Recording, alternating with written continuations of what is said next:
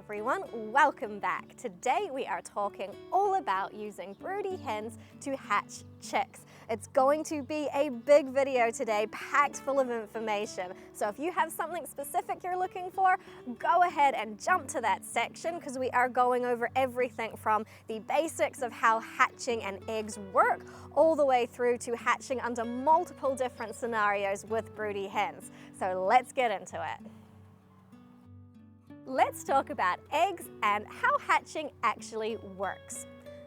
When you're using a broody hen, you want to be really careful about the sort of eggs you're choosing to hatch. There's a little bit more out of your control, and you want to make sure your eggs are strong and able to sustain any mishaps. In an incubator, your eggs aren't going to face much jostling around or knocking into each other or anything like that.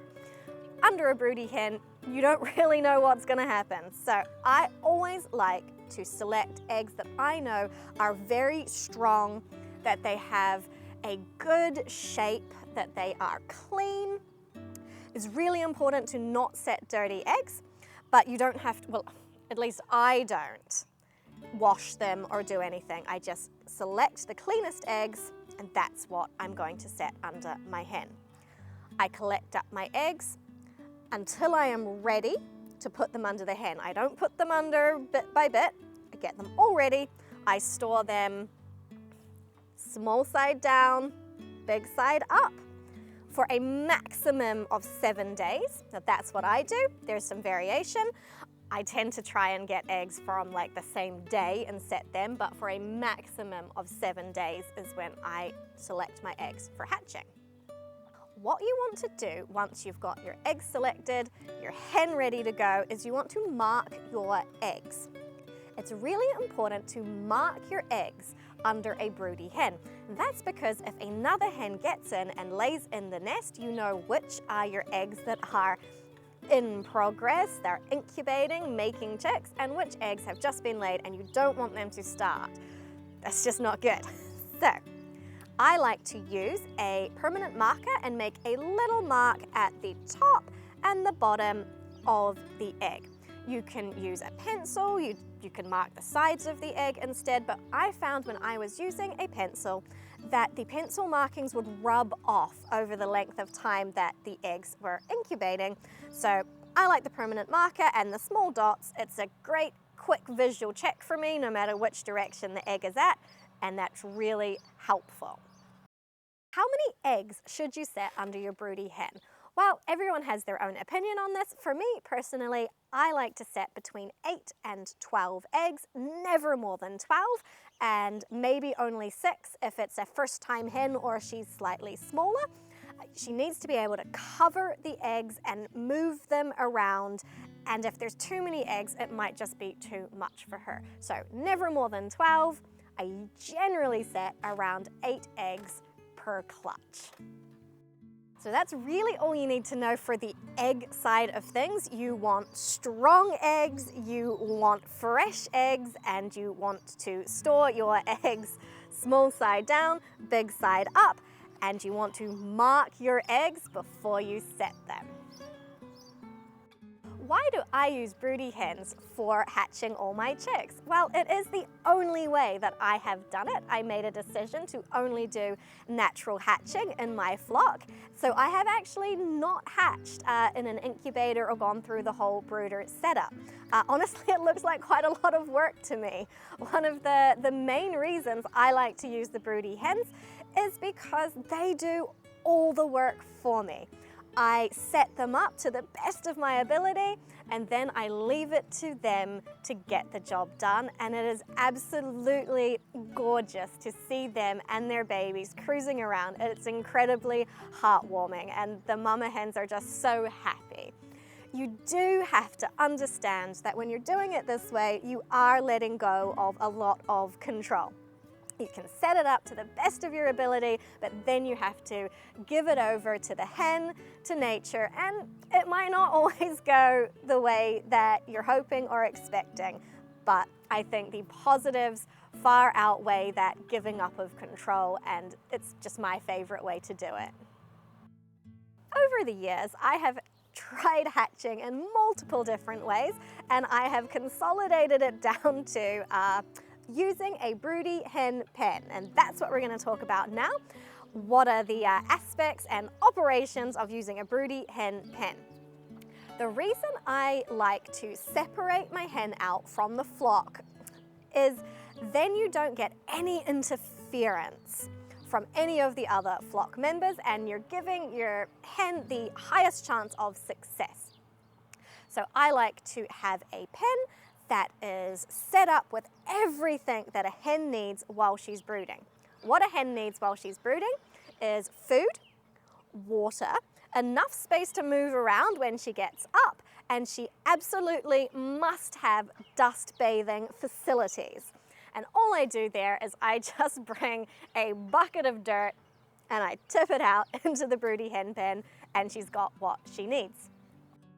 The main features that I like to have in my Broody Hen pen is a top-down entry into the nesting area, and another entry, which on this one is at the front of the pen. It's got some doors at the front so I can get in and out with food and water, and if I really need to, I can actually crawl into the pen and address any issues that need addressing.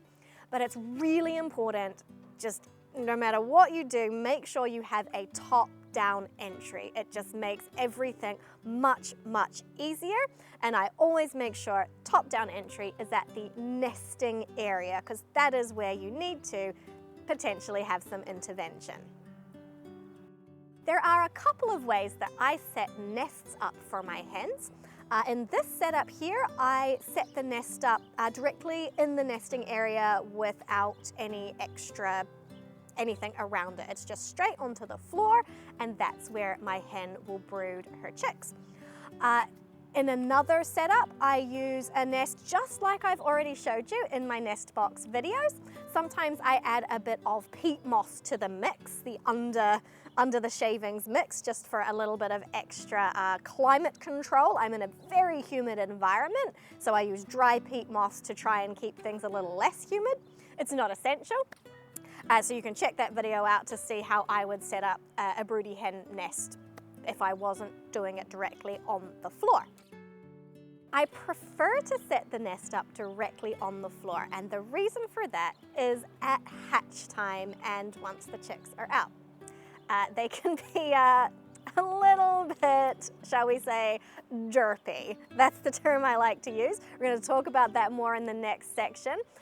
But the least places you have for a chick to get stuck, the better. So if you can, a free nest with nothing around it is the way to go.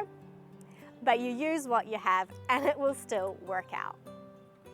A very important part of where you're choosing to put your Broody Hen pen is climate control. So you want to make sure she has shade and sun. I like to just use a shade cloth to achieve that. I just throw it over, and then I can move it during the day, or as the situation changes throughout the year, or I can move the pen to a different location. It's more concerning if you have it too hot than if you have it a little bit too shady, particularly as we're heading towards the warmer months. So just make sure your hen can have sunshine, but she's sitting, doing her thing predominantly in the shade. She only needs the sun when she hops up to have her little rest breaks from sitting. Now, if any of you have had broody hens before, you know that they like to set up where they decide and they don't want to be convinced to sit anywhere else. So how do you get them into this broody hen pen and happy to sit? Well, I can't guarantee that they're absolutely going to stay here. It is a risk if you move them that they might decide they don't like the setup and they're going to stop being broody. But generally speaking, I have very good success moving my hens. What does that process look like? Well, I set the pen up. I make sure that they have a quiet, dark space with fake eggs sitting in the nest. I move them from where they've decided to set up at nighttime. So as soon as it is dusk or dark, I move them from where they've decided and I plop them where I've chosen that they should sit. I make sure, and at this instance, I actually cover the entire pen with a shade cloth or a tarpaulin so they can't see outside of it. And usually within 1 to 2 days, I can see that they have decided to stay put in the new location. If they decide not to, I just move on because there's going to be another broody hen at some point soon. That might be different in your situation, and in that case, you might want to look at the hatching in a flock section, which we're going to get to soon. Once you're sure that your hen has decided that she's okay with your broody hen pen, that is the point that you want to set the eggs that you're actually going to hatch. All the way until this point, the eggs have been fake eggs, or if you don't have fake eggs, they've been eggs that you're not going to continue this whole process with. So you remove the eggs you don't want, and you give the eggs that you do want, and that is the beginning of your 21-day incubation period. Don't give the eggs that you want her to hatch at any point in this process until she is there and settled and ready to go. You're just going to have problems doing that, and your hatch rates are going to go down dramatically. You set it up, you give her the eggs, and you let the process begin.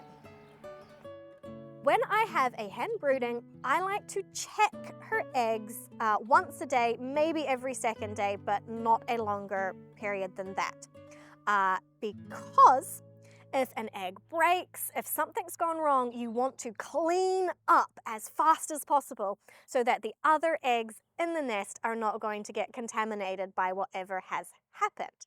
So I will show you how to check the eggs. The easiest way to do it is to just wait till she gets off to have her break, but hen schedules don't always work with people's schedules, basically never do.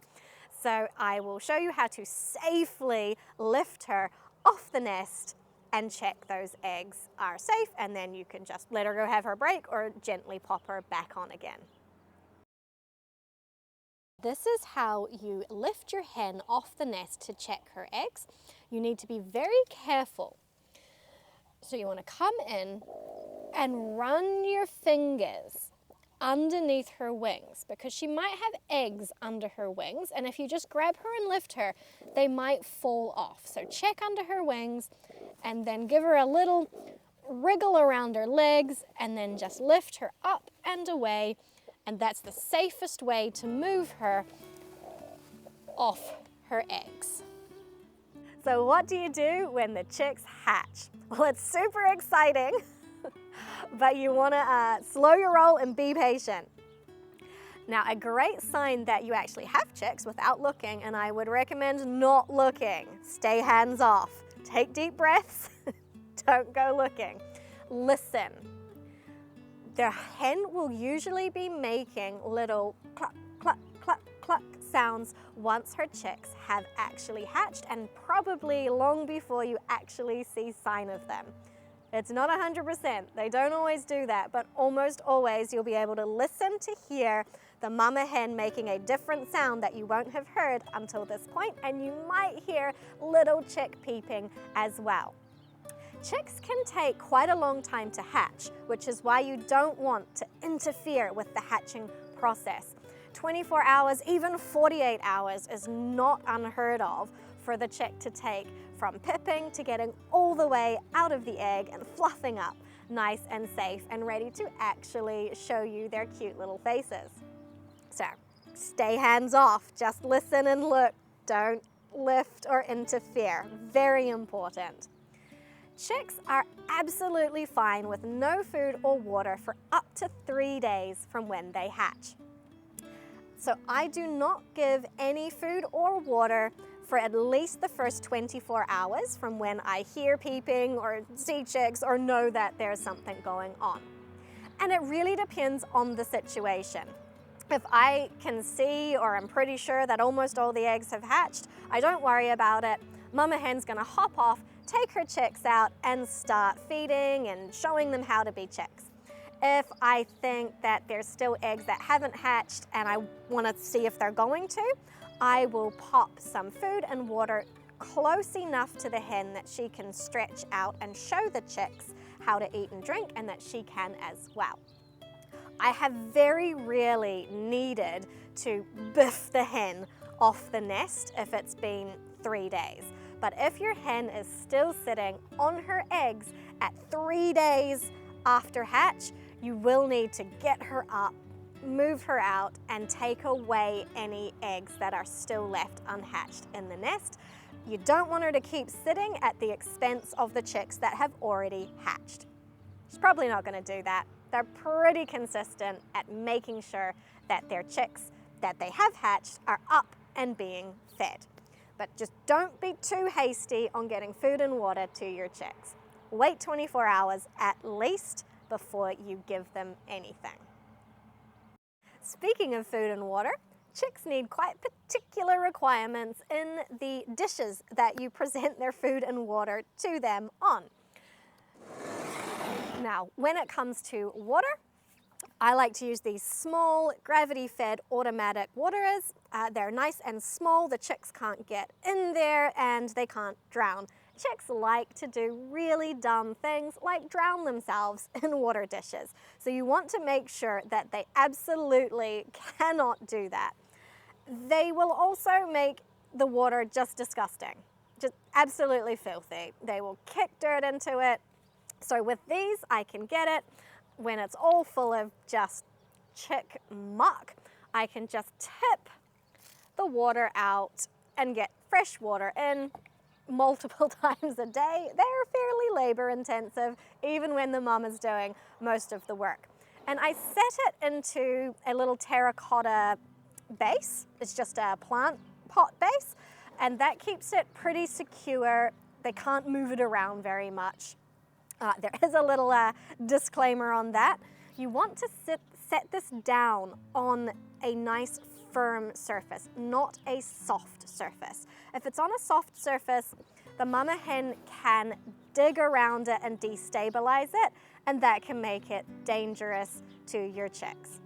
Chicks like to just find novel ways to get themselves into trouble, so you really have to think about your setup and think about all of the places that a chick could get themselves into trouble. I mean, even if you've done everything you can possibly think of, they might still just do something really stupid. But do your best to have a nice clear area with stable food and water dishes, and whatever you're providing, keep it nice and firm and without trap points. Chicks are quite fragile in their first few days of life. Now, they're also very robust, but they haven't been alive for very long yet. They do really stupid things, and the mama is trying to run around after them and teach them how to be chickens. So the first, I would say, 4 to 5 days after they leave the nest is quite a high risk time for them just getting themselves in trouble. So if you can, do try and check on the hen and her chicks as often as you can, like every hour or so. I mean, if you can't, you can't, and that's just the way it is, and they'll probably be fine. But just keep that in mind once your chicks are out and cruising around. So there's the question of how long do you keep your mama hen and her chicks in her pen without letting them out? And that is entirely an individual choice. I would say a maximum of a week. I tend to let them out on like day 2 after they've hatched and they're out of the nest. It is just a risk. How comfortable are you with the risk? I like to let them out so that the mama hen can choose what she wants to find them to eat, so she can start teaching them really how to be chickens. But they are still tiny and vulnerable at that point. So it's really up to you and your situation when it is safe to let them out of your nice safe zone you've created for them. So for me, about day 2, I let them out. For you, you might keep them in for longer. Let's talk about hatching if you don't have a broody hen pen, or you're concerned that your hen is not going to be movable. And this is actually how I have done almost all of my hatches up to this point. I have just let the hen stay where she chose and sit and hatch her chicks right in the middle of everything with all her flock mates around and just general chaos. And it has generally worked out just fine. There are a couple of things to consider when you're planning to do this very in the wild hatching style. The first thing to consider is what rank does that hen have in the pecking order? If she's in the top zone, she's probably going to be fine. She's probably not going to be interfered with too much. Now, if she is a lower ranking hen, you might not want to give her the option, because the higher ranking hens will aggressively hiff her off the nest when they want to use it, and that can cause just too much jostling and mucking about. You're going to get broken eggs, you're going to get knocked about eggs, and your hatch rate is going to be not great. It's just generally more trouble than it's worth. But if she's one of your more dominant hens, she's probably going to be fine, so go ahead and have a go. And it's pretty much the same thing. Make sure your eggs are marked. It's super important that you remove any extra eggs every day if they are able to be added to the clutch that your hen is sitting on. So, marked eggs, remove anything else every day, check the eggs every day, and just pretty much wait it out, just like in a broody hen pen. It is extremely helpful if you can have a way to shut off access to that nest, particularly around hatching time. So from about day 18 through until your chicks are up and ready to leave the nest, a way to block any other flock member from coming in at that point in time is pretty important.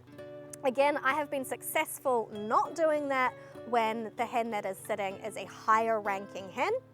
I haven't risked it with a lower ranking hen. I make sure that she is private for the hatching period of time, because you absolutely don't want a kerfuffle while your chicks are hatching. That is their absolutely most vulnerable point. If they're on their way out of their egg and their mama gets hiffed off the nest, they are probably going to die.